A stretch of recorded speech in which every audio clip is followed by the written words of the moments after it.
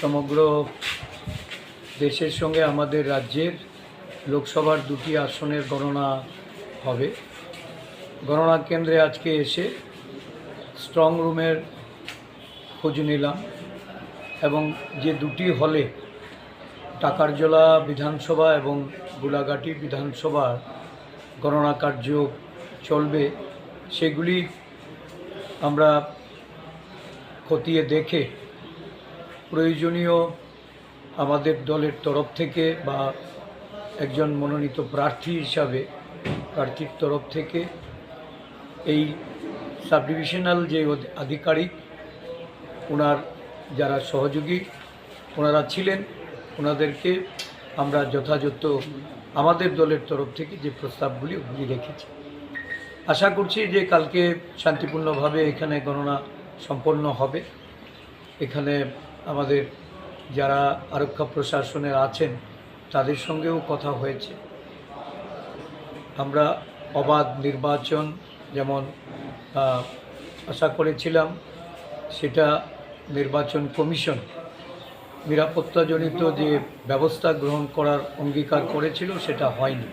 এবার গণনা কাজে যেন কোনো ধরনের ত্রুটি না থাকে আমি সব কয়টা গণনা কেন্দ্র ঘুরে দেখছি এবং সেখানে গিয়ে আরক্ষা প্রশাসন সাধারণ প্রশাসনের যারা আছেন তাদের সঙ্গে কথা বলছি এবং প্রত্যাশা রাখছি সুষ্ঠুভাবে অবাধ এই গণনা কার্য সম্পন্ন হবে।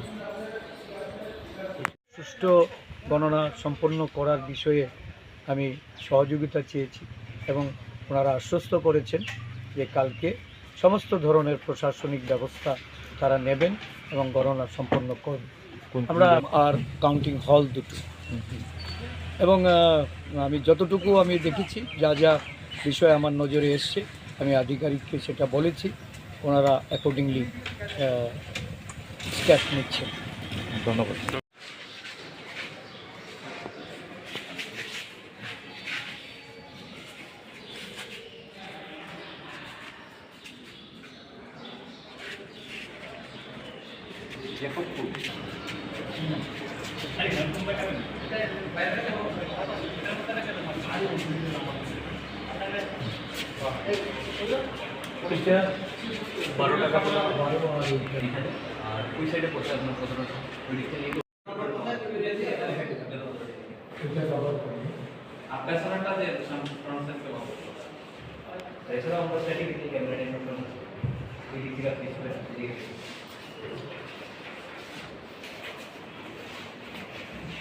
सेम सेटअप है एरो